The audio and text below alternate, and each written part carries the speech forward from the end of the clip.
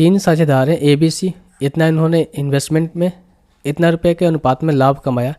नया साझेदार शामिल हुआ D, जिसने A और C प्रत्येक के शेयरों में से आधा हिस्सा लिया। ठीक है, यदि लाभ में D का हिस्सा अब 100 रुपये है तो कुल लाभ ज्ञात करें।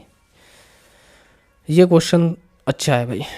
बोला क्या गया है, ये बोला गया है इन्होंने कि 3 साझेदार पहले थे। ठीक है, 3 साझेदार पहले थे जिनके प्रॉफिट का रेशियो हमें दे रखा था कितना, 2:3:4। अब इनके बीच में क्या हुआ कि एक D आ गया, A B C और D आ गए। अब क्या होता है, जो डिस्ट्रीब्यूशन होता है ना, अब यहाँ से ध्यान से पड़ेगा, जो डिस्ट्रीब्यूशन होता है, बोला क्या गया है, एक नया साझेदार आता है, D शामिल होता है, और इसने A और C प्रत्येक के शेयरों से आधा हिस्सा ले लिया। A और C प्रत्येक के शेयरों से आधा हिस्सा ले लिया, यानी कि A का शेयर से आधा हिस्सा लेगा तो अब A के पास कौन सा शेयर बचेगा, 1 शेयर बचेगा। और B के पास से कुछ नहीं ले रहा, तो B के पास 3 तो 3 है ही।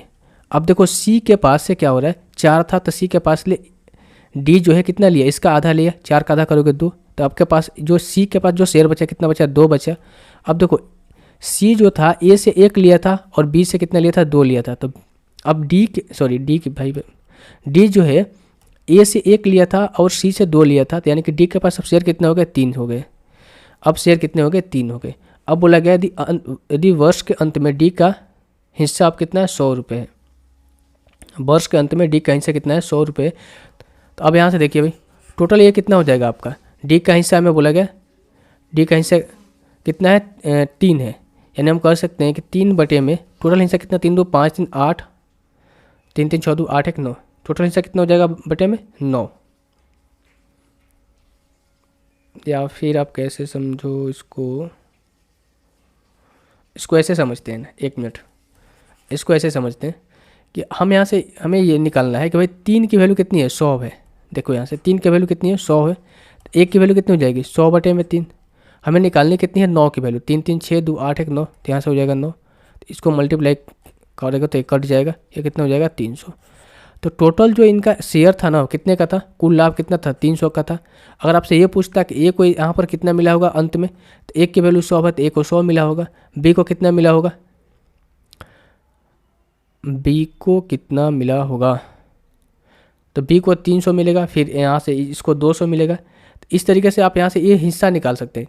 हालांकि ये टोटल प्रॉफिट आपको आया है, और टोटल प्रॉफिट में समय क्या करना पड़ेगा, चीज़ों को माइनस करनी पड़ती है इनके इन्वेस्टमेंट से, तो इनका एक्चुअल जो पहले वाला इन्वेस्टमेंट निकलता वो होता है। तो मुझे उम्मीद है क्वेश्चन आपको समझ में आ गया होगा। कुल लाभ आपसे पूछा गया था, कुल लाभ निकल कर आ गया, कितना आ गया, कुल लाभ कितना आ गया, 300, ऑप्शन नंबर D। अगर आपसे A का हिस्सा पूछता भाई, तो 1 का हिस्सा निकाल लेते हैं यहाँ से। 1 की वैल्यू 100 बटे में 3 है, तो 1 का हिस्सा कितना आ जाता है, 100 बटे में 3 आ जाता है। अगर आपसे B का हिस्सा पूछता है तो ये कितना हो जाएगा, 100 बटे में 3 गुना 3 यानी कितना हो जाता है, इसका 100 हो जाता है।